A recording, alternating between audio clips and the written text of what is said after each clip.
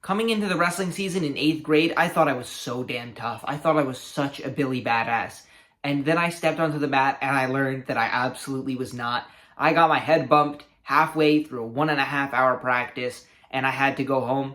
And that really tickled my pride bone in a funny way. Yes, I did steal that phrase from John Moses Browning. And even though I didn't really enjoy it that much, at least for the first month, after that started getting fun when I built my skills, but at least for the first month, I was just sticking with it because I was not humble enough to admit defeat. I had worked out plenty on my own. I simply hadn't worked that hard that frequently before.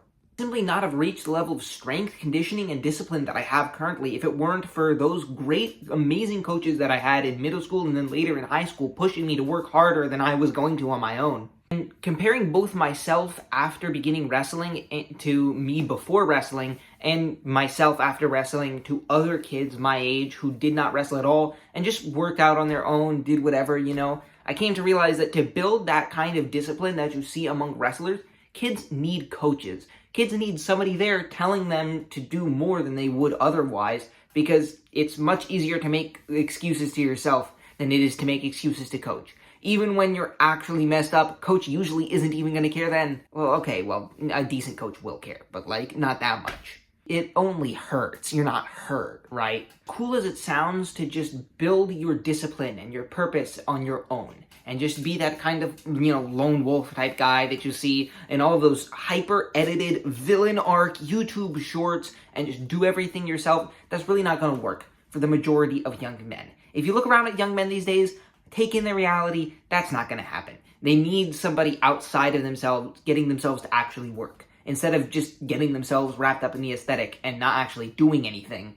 Problem among a lot of the young impressionable teens who are wrapped up in red pill self-improvement type content. On the one hand, it's good that they're trying to improve themselves, good that they're trying to be more masculine, become real men. We need more of those these days. On the other hand, a lot of self-improvement red pill bro type culture is wrapped up in being completely self-sufficient, in not really bowing to any sort of authority. It's not the kind of culture that leads one to go to a boxing gym, a wrestling team, this or that, and actually listening to a coach and having somebody tell them what to do even when they don't want to do it.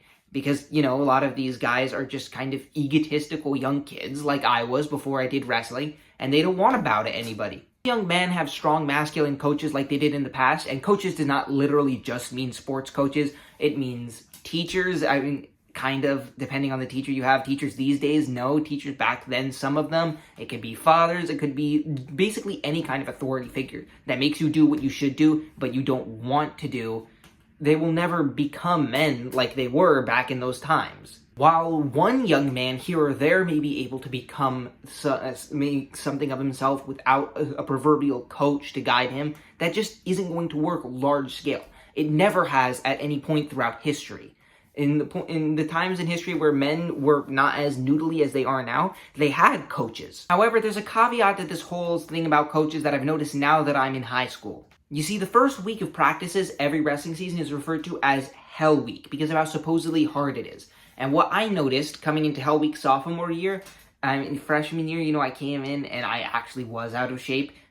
Kind of. I was doing one cardio day a week, so it really did hit me hard. But sophomore year, after doing lots of cardio throughout the off season, I found that it really wasn't that bad, to be honest. It was, if anything, just the exact same as the other practices, maybe even a little bit lighter. I wondered why everybody was like, Hell Week, oh yeah, it's going to be so hard, we're going to puke all over the place. And then I realized that the new kids coming in, and even a lot of the old kids coming out of the off season, were just out of shape. And I want to specifically focus on the kids who had wrestled before and were coming back.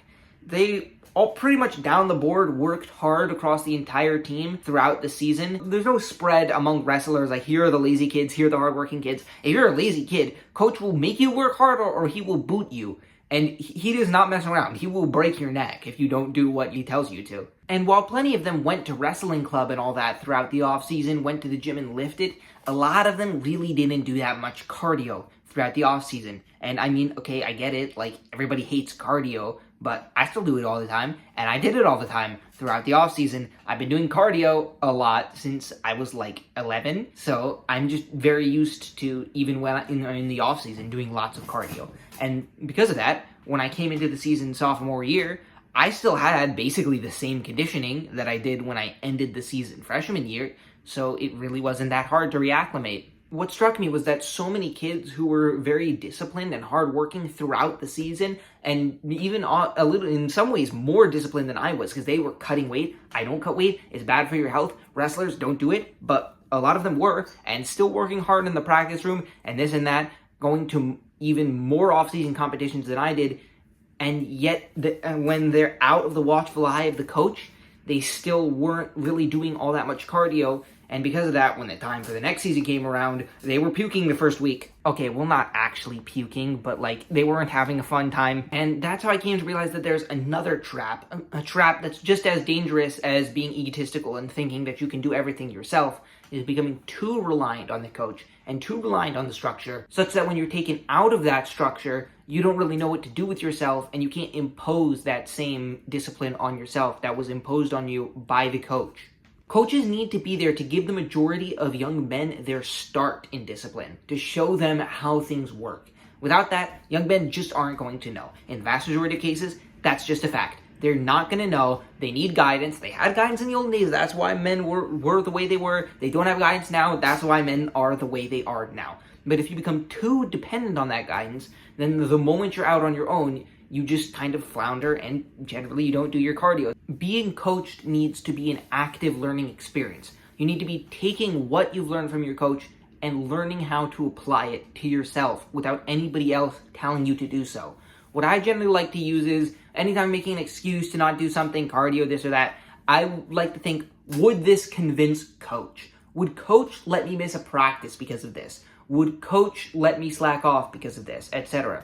And in most cases, the answer is no.